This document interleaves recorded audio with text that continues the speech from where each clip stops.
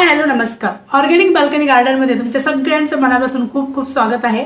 आणि चॅनलवरती नवीन असाल तर प्लीज चॅनलला लाईक शेअर आणि सबस्क्राईब करा आणि सपोर्ट करा.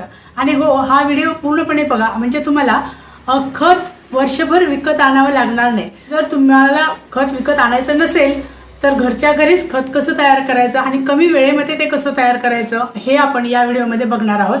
आणि मी तर खत तयार करायला सुरुवात केली, तुम्ही केलीत की नाही? नसेल केली तर अवश्य आत्ता करा.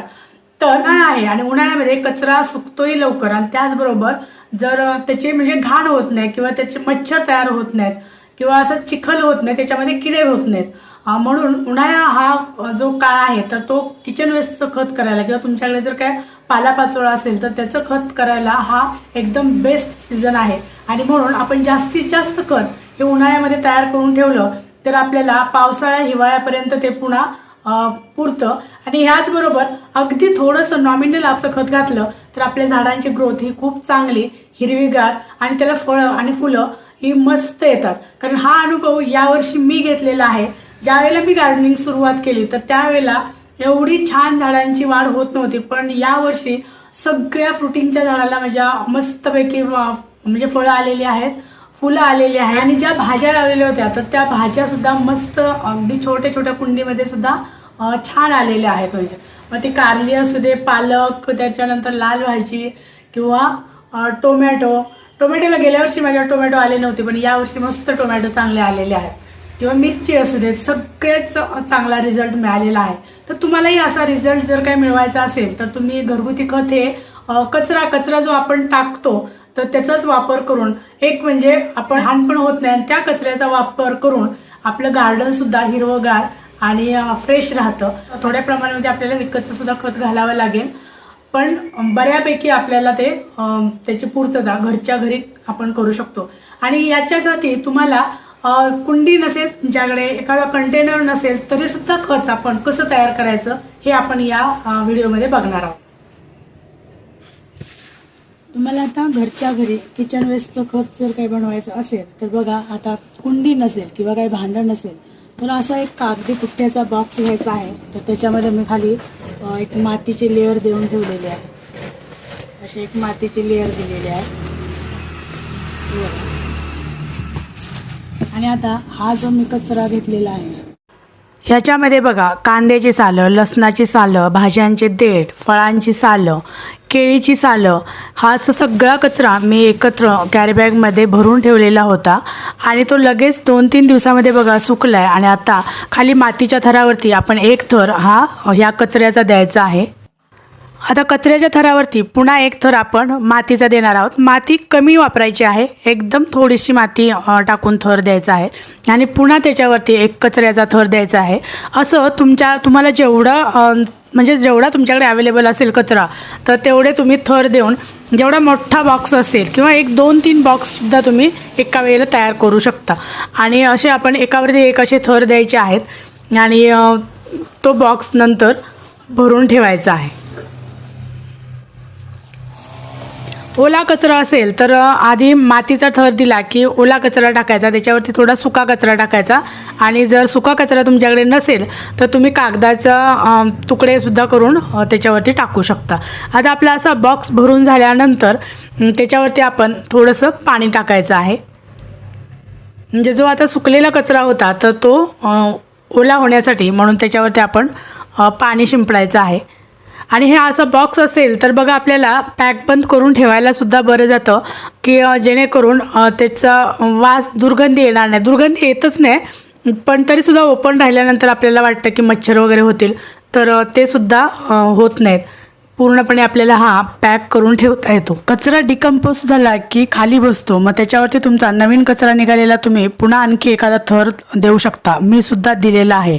मी मटारची टरफलं टाकलेली आहे. त्याच्यावर पाणी मारून झाल्यानंतर बंद करायचा आणि ठेवायचा. आता बघा, 8 दिवसानंतर आपण आता पुन्हा ओपन केलं आहे आणि आता बघतोय की किती तो डिकम्पोस्ट झाला आहे. तर अजूनही तशीच दिसत आहेत सगळी सालं वगैरे. तर आता मी काय करणार आहे, बेसनमध्ये पाण्यामध्ये मिक्स करून ते टाकणार आहे. किंवा गुळाचं पाणीसुद्धा आपण टाकू शकतो. दही किंवा ताक तुमच्याकडे अवेलेबल असेल तर ते सुद्धा तुम्ही ह्याच्यावरती टाकू शकता.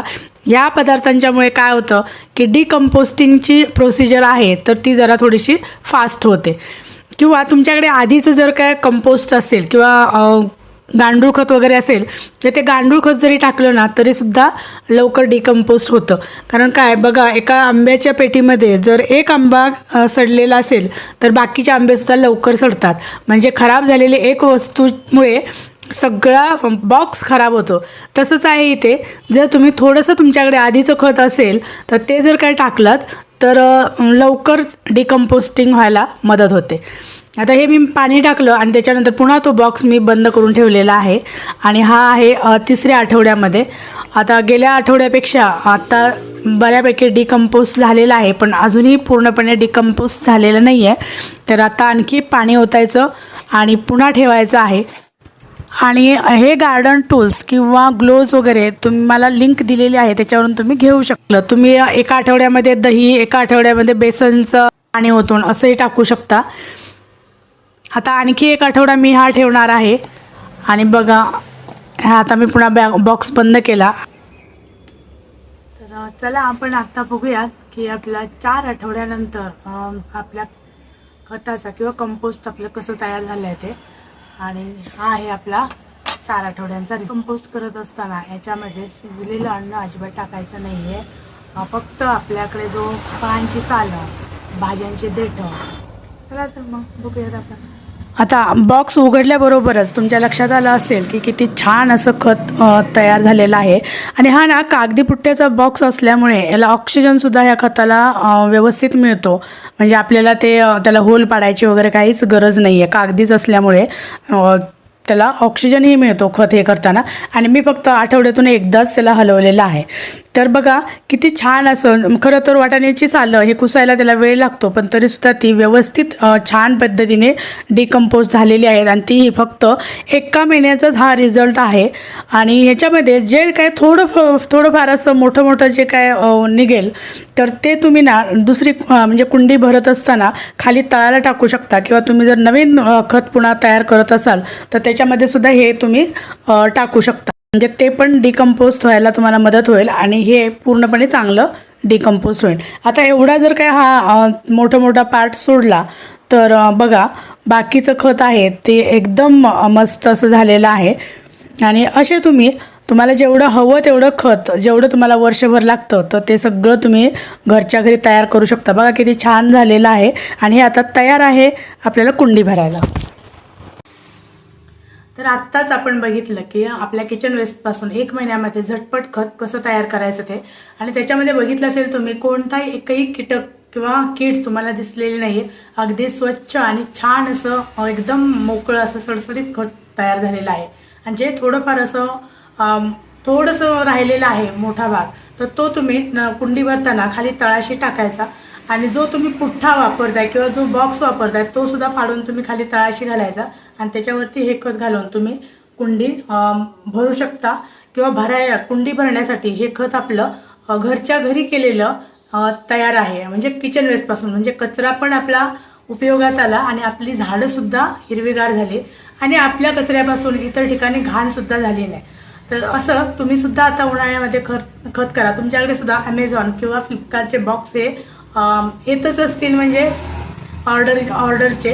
आणि त्याचा वापर आपण अशा पद्धतीने सुद्धा करू शकता. पाणी पण लागत नाही. आणि दुसरं म्हणजे ते झाकून ठेवता येतं, त्यामुळे त्याचा कोणताही वास येत नाही किंवा काहीही होत नाही. म्हणजे त्याच्यावरती मातीचा थर दिला तर हा व्हिडिओ तुम्हाला कसा वाटला तर ते मला कमेंट बॉक्समध्ये अवश्य कळवा. Thank you so much.